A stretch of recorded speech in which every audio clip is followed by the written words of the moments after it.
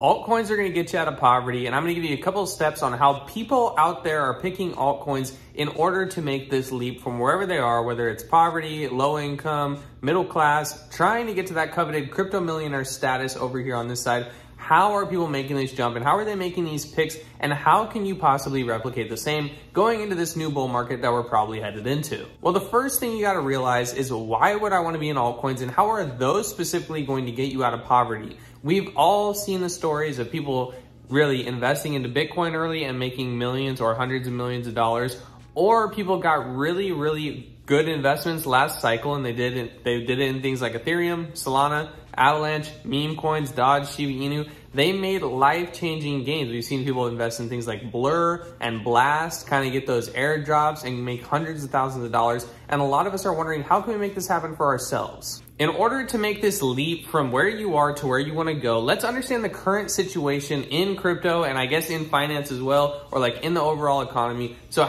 you can kind of understand why altcoins are the pick for people with this kind of mindset and why altcoins might be the pick for you. So just to start, people with this mindset, usually, a lot of us in America or anywhere in the world, we have debt, we have not enough income to do things like invest or have savings or buy the things we want and invest or save for college, like all these things. We got debt, we have inflation, we're looking for a way to make money, and we're looking for kind of these investments that we see people making life-changing gains on. People are making, 100% or 10x or, 1,000% gains, and we all want to slice that action. We don't obviously feel that Bitcoin is going to get us the amount of returns that we want, and then a lot of people just don't have enough money to invest to make the Bitcoin returns worth their while. We all have heard the argument of, well, it doesn't matter how much you have, the percent gain is going to be the same. But people in this category who are trying to get out of these situations of poverty that they're in, percent gain doesn't matter to them. They only have, a couple $100s or a couple $1,000s to invest, and they needed to change their life, which probably is just not going to happen on Bitcoin. It's not going to happen on real estate. It's not going to happen on stocks. So here we are in the altcoin market. So in order to pick altcoins that you think are going to change your life, much like your favorite influencer, this is kind of how they're doing it. There's a couple schools of thought that you can do to invest in altcoins and give yourself a better chance at making this whole thing work out. Yes, I'm saying chance, it's not guaranteed, but here's what your favorite influencers are doing, and here's the advice. If you're only looking at buying altcoins, here is probably the couple routes that you can go. The first option for buying altcoins is going to be to buy the popular ones. Think of this as kind of like a crypto S&P 500, where you're just gonna buy a couple different things that are popular, like a large cap crypto fund. You're going to buy the popular altcoins, whether that's Cardano, XRP, Solana, Avalanche, Caspa, things that are in like the top 10, top 20. Those are going to be your large cap cryptos. Obviously, you wouldn't buy, if you're only looking at altcoins, you wouldn't buy things like Bitcoin. You might not even buy things like Ethereum, and you wouldn't buy stable coins. But all of the rest of the things in the top 10 or 20 are fair game for this large cap crypto fund. Anecdotally, these large cap cryptos probably won't run as much as they did in 2021. If they went from $1 to $100, they might not make another 10,000% X gain or whatever that number is, right? But they're still going to have more of a percent gain, more of a upside to them than something like a Bitcoin. We see this in the stock market. You have things like Apple, Nvidia, Tesla. These large cap companies are still making the majority of the gains in the S&P 500. And the same thing probably applies to the crypto world, right? Like 20% of the cryptos are going to make 80% of the total crypto index's gains. So it's probably going to be a good bet to be in these large cap cryptos. They're very easy to find, they're very easy to research, and you got a lot of other people investing into them. You can very easily figure out if they're centralized, decentralized, if they're working, if they're down. There's a lot of opinions out there on these things, and you can research them very easily. So if you're just getting started in altcoins and you only want an altcoin portfolio, that'd be the first thing I look at. From here, the second option you have, if you want to get a little riskier and try and get a little bit better return, remember, every time you go down this risk curve, you can make more money, but it becomes harder to make more money, okay? But the second option is going to be pick something like in the crypto world, some L1 or some group sector of crypto that you like, and just dive deeper into that. So a popular one, a very popular one last cycle and going to be this cycle as well, is people who like Ethereum. They buy Ethereum, they hold ETH, right? This is a blue chip crypto. No one's gonna say it's a bad investment. It's a very good crypto investment. It's held up well and it makes money, right? Ethereum makes money as like a blockchain. People pay for the transaction fees, and that's why we have the gas, and gas fees get high and low, right? So Ethereum is where you're gonna start. From there, if you wanna make more returns and get into more altcoins, you would go down the Ethereum chain. So you would start with Ethereum, then you would take some of that ETH and move it into an L2, right? Something like, you got a lot of them: Optimism, Arbitrum, ZK, whatever the ZK ones are, ZK Snark or something, ZK Sync. But you have a lot of different options there. From there, you can also go into DeFi on those L2s or DeFi on the Ethereum L1. So you can get into your other applications and start investing into Ethereum, then the L2s, then the dApps or the different things you can invest in on each L2. You got your NFT marketplaces, you got your lending protocols, you got your DEXs. All of them have their own things to invest in. And this is how people are moving into altcoins within a sector that they already understand. So you can do this for Ethereum, you can do it for Cardano, you can invest in ADA and then get into Cardano DeFi via like DEXs, lending protocols, NFT marketplaces, meme coins, right? Or you can do it with any other L1. You can even go like, you can say like you like gaming in crypto, and from there you can go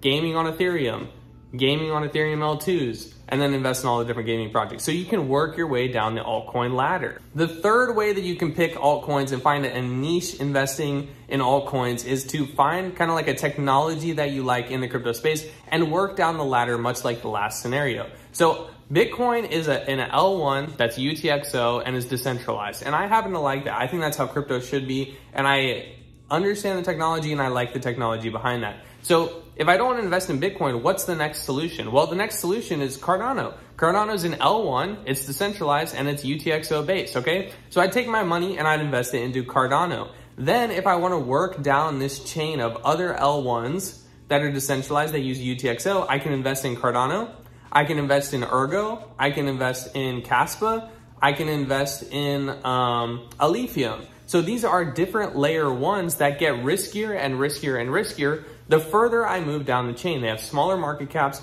they're riskier, inherently you can make more money on them. The last way that a lot of people are going about trying to buy altcoins that they can kind of flip quick or maybe do swing trades on is, in this last recent pump that we've had, people were commonly looking for, well, they knew that the market's going up, right? You can see the trend, Bitcoin was moving higher, everything was moving higher. And from there, they would simply just pick altcoins that were still 50% down. So if, you know, Bitcoin is up, Ethereum's up, Solana's up, what still has not gone 50% up? And you would take your money and invest in that and hope that it catches up with the market. That's a common thing people were doing. Another thing people are doing is just YOLOing into meme coins, putting 10 bucks into each single one. You'll see a lot of people do it. They'll put like $10 into 50 different coins. And then another common thing people do is they buy the blood. So when you have Bitcoin in red, you buy. When you have Solana in red, you buy. Or if, like, another great example of buying the blood is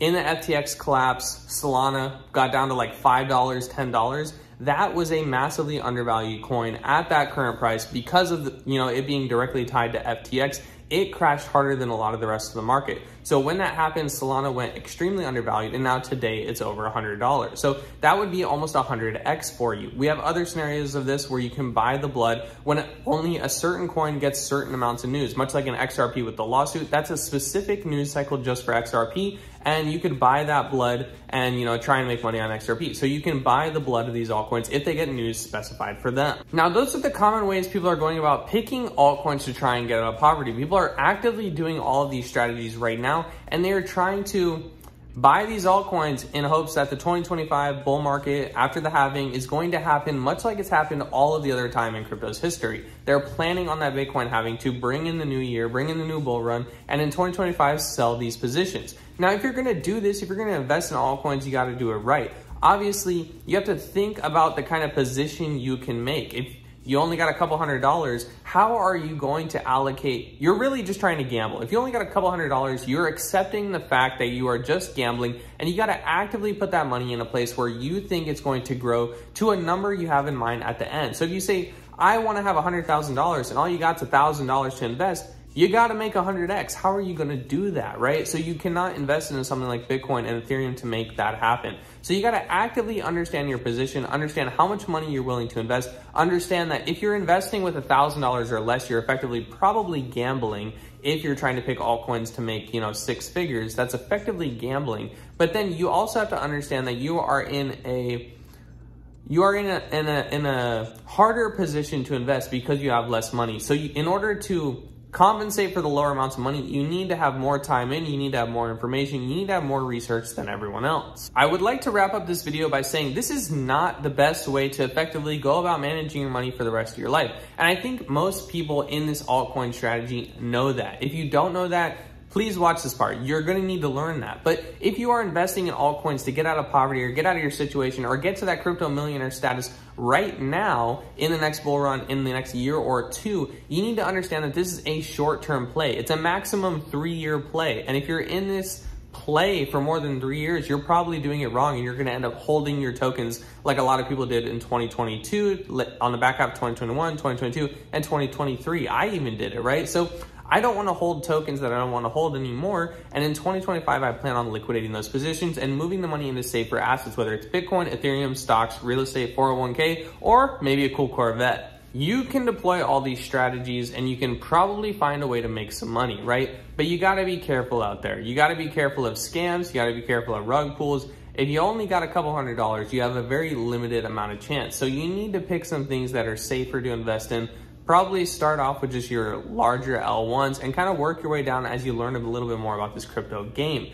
I would always suggest you to learn more skills, earn more money, and have better financial habits. All of us can get out of this situation that we're in and get to more prosperous situations. A lot of it has to do with your skills, your resume, your networking abilities. The amount of people that you know can help you find better jobs. And from there, you can work, save your money, invest your money, build a retirement fund, get an apartment, invest in altcoins, and hopefully put yourself in a better position. A lot of us can do a lot better with our budgeting and our spending habits, not keeping up with the Joneses.